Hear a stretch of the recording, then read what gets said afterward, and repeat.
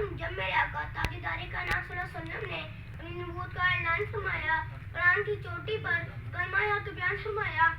تو بڑے بڑے مشرک اکڑ گئے۔ ابو جہل نے کہا میں نہیں مانتا، ابو لہب نے کہا میں نہیں مانتا، عتبہ نے کہا میں نہیں مانتا، شیبہ نے کہا میں نہیں مانتا۔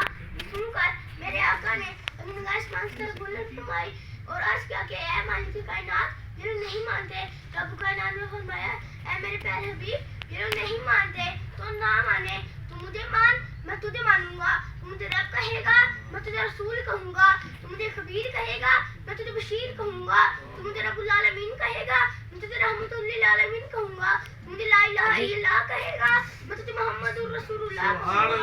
کہوں گا۔ قول شاعر